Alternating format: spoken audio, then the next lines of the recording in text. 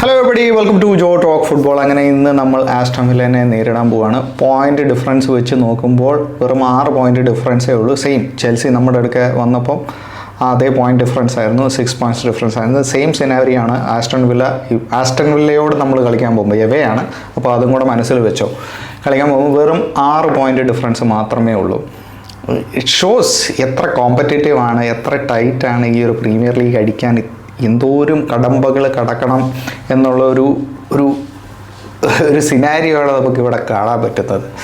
Even after 14 games വെറും 6 points ഡിഫറൻസേ ഉള്ളൂ Aston വില്ലയും ആർസണലും തമ്മിൽ. മാൻ സിറ്റിയുമായിട്ട് നിങ്ങൾക്ക് എല്ലാവർക്കും അറിയാം, only 5 പോയിന്റ്സ് ഡിഫറൻസ്.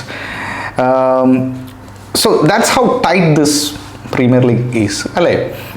അപ്പോൾ ഈ ഒരു ഗെയിമിലേക്ക് വരുമ്പം ആസ്റ്റൺ വില്ലയ്ക്കാണ് മുൻതൂക്കം. കാരണം കഴിഞ്ഞ 5 കളിയിൽ നിന്ന് 4 കളി അവർ ജയിച്ചു. നല്ലൊരു ഫോമുണ്ട്. കാര്യം ശരിയാണ്, അവർ കമ്പാരിറ്റീവ്ലി എന്താ പറയുന്ന വീക്ക് ടീമിനെയാണ് അവർ നേരിട്ടത്. പക്ഷേ എന്നാലും എസ്പെഷ്യലി ലാസ്റ്റ് ഗെയിം, ബ്രൈറ്റനുമായിട്ടുള്ള ലാസ്റ്റ് ഗെയിം അവർ 2-0 ഡൗൺ ആയിരുന്നു. അവിടെ ആ ഗെയിം 2-0 ഡൗണിൽ നിന്നാണ് അവർ 4-3 എന്നൊരു റിസൾട്ടിലേക്ക് വരുന്നത്. സോ അവിടെ it shows A fighting spirit, അല്ലേ?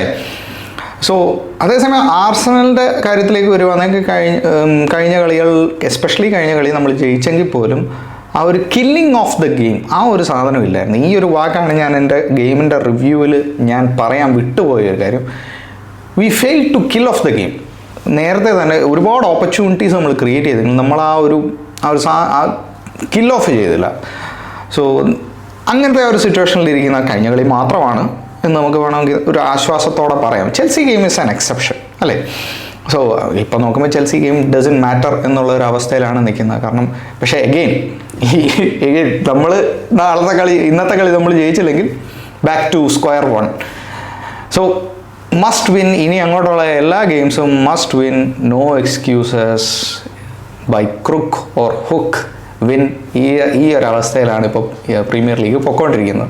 And of course Man City നമുക്ക് എല്ലാവർക്കും അറിയാം, അവരുടെ track record last especially December അങ്ങോട്ട് തുടങ്ങുമ്പോൾ അവന്മാരുടെ വിന്നിങ് സ്ട്രീക്ക് അങ്ങോട്ട് സ്റ്റാർട്ട് ചെയ്യും. And with Pep Guardiola's experience അവർ ട്രൈഡ് ആൻഡ് ടെസ്റ്റഡ് ടീമാണ്. സോ അവരത് ചെയ്യും. സോ അതിനോട് കിടപിടിച്ച് നിൽക്കണമെങ്കിൽ എങ്ങനെയെങ്കിലും ഏതെങ്കിലും രീതിയിൽ നമ്മൾ ഇനിയുള്ള മാച്ചസ് ഒരു പോയിന്റ് പോലും ഡ്രോപ്പ് ചെയ്യാതെ നമ്മൾ വി ഷുഡ് കീപ് ഗോയിങ്.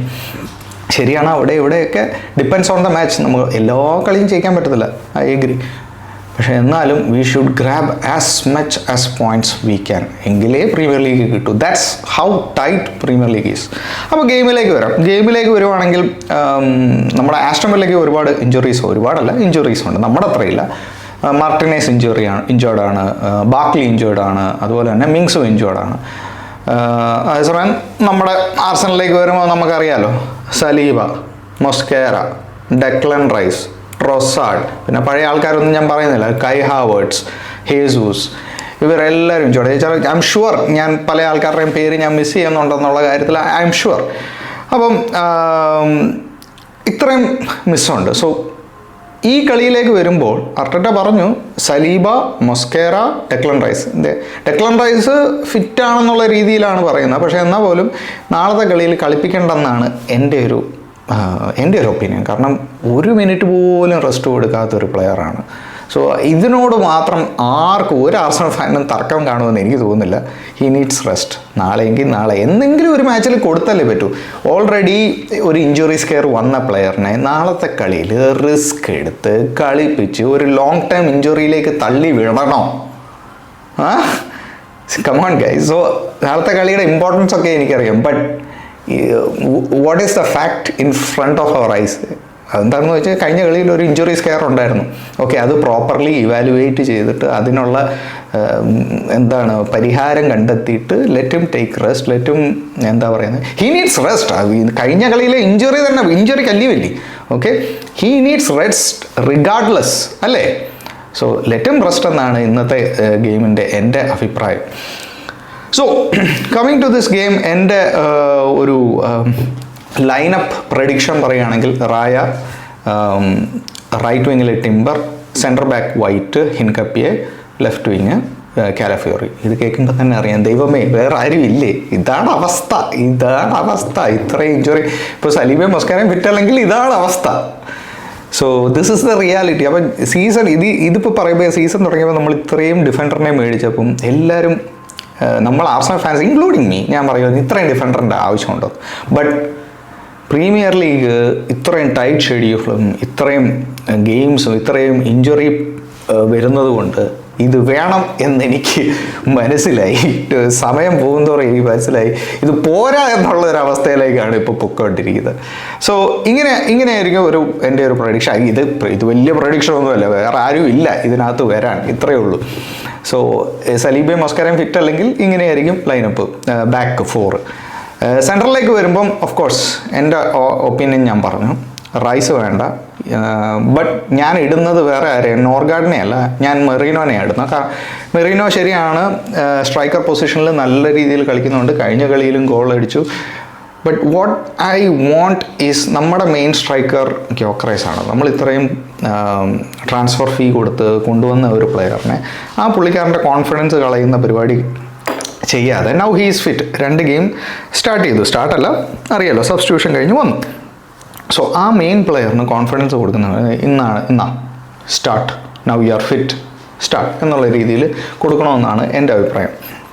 എപ്പോഴൊക്കെ ഇഞ്ചുറി ആവുന്നുണ്ടോ നമ്മൾ മെറീനോ വന്ന് നമ്മൾ സഹായിക്കുന്നുണ്ടല്ലോ. കഴിഞ്ഞ സീസണിൽ കൈ ഹാവർട്സ് ഇഞ്ചുറി ആയപ്പോഴും സഹായിച്ചല്ലോ. So same like that he helped, now he has done a stop, മതി കം മിഡ്ഫീൽഡ് കളിക്കുക.